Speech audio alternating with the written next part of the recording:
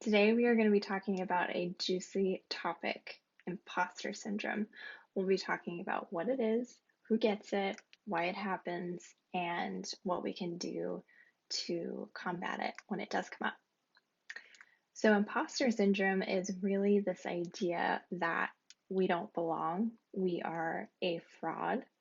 People are going to realize that you are floating on luck as your success, that the job that you have or the title that you have is really just something that came about due to luck, and somebody's going to find out and call you out on it. And the important thing to note is that everybody gets it. And when I say everyone, I mean the CEO, VPs, people really high up in government, um, students, everybody that you can think of where they are feeling stretched or challenged, that's where imposter syndrome can show up. One of the natural questions that comes up is, why do we get this awful sinking feeling that we feel like we're a fraud and that we're about to be found out? And there's several reasons. Some folks think it has to do with personality traits, whether it's neuroticism or anxiety or other things that might make up the person's character. One of the ideas that I came across that seems to fit with what I've seen both in myself and in coaching sessions with others and what I hear about from colleagues and friends is that it shows up when we are faced with something that our inner critic doesn't like. And our inner critic is a concept I've touched on a few times in previous articles. The idea of your inner critic is that it's the reptilian part of your brain.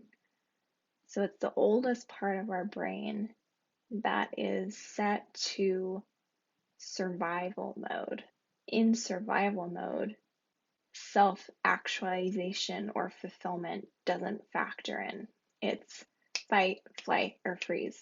So the inner critic is born out of that response mechanism where if you're presented with a threat, whether it's a saber-toothed tiger or a nasty email from your boss, your brain is going to have the exact same reaction. You'll go into that fight, flight, or freeze mode.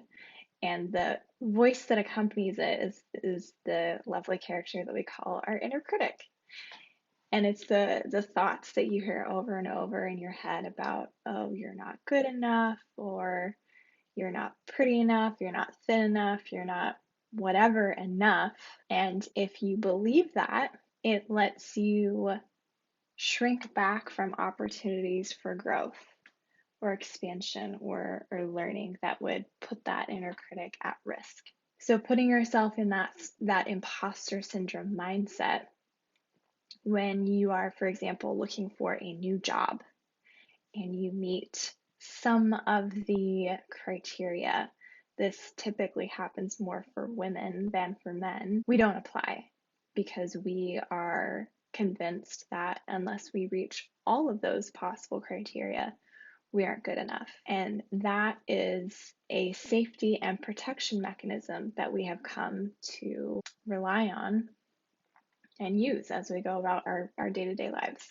Another example of where imposter syndrome might show up is if you are tapped to do a project at work that really stretches you, or maybe you're tapped to create a community in your neighborhood or throw some awesome event that kind of stretches your ability. That's when it shows up the most, and that's when your inner critic is yelling the loudest. You can't do this. You are not the right person for this. They're going to find out that you won't be able to pull this off. Needless to say, that is exhausting and overwhelming and not fun. And so, what can we do about it? One of the first things that I recommend is to get to know that inner critic character that I referenced. And if you're not familiar with Tara Sophia Moore's work, she is the author of Playing Big. She does a lot of work on the inner critic and how you can get to know yours better. You can do some journal questions around where your inner critic shows up the loudest. Maybe it's around body image, maybe it's around work product. The second idea around your inner critic that you can explore is when you notice it and you can label it and you can say, hey, I don't think that's me. I think that's my inner critic piping up here. You can ask yourself, what is it that my safety instinct does not like about this situation? It could be you'll have to get up and give a presentation in front of a large crowd. And so, of course, your safety instinct is going to say, no, thank you. They're going to find imperfections in the way that you talk, in the way that you stand, in the way that you look.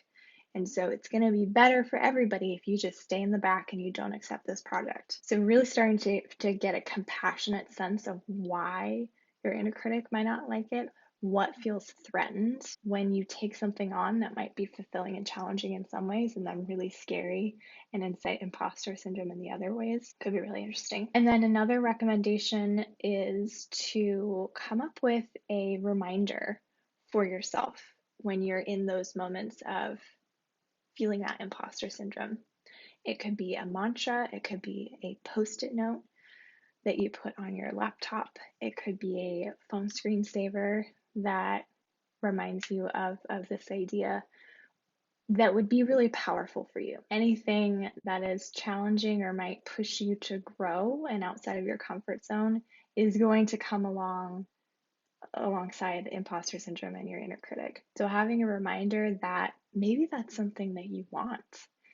Maybe you lean in to imposter syndrome and chase it and say, yeah, I want some of that because I know that if I push past it and go do the thing that is creating the imposter syndrome, I'm going to grow that much more and I'm going to have that much more confidence in the future to take on something even meatier and scarier that's going to make me more successful in my version of success. So those are some thoughts, some insights around imposter syndrome. I could talk about this for hours, but hopefully this bite-sized video gave you some ideas to think about how to tackle yours when it shows up.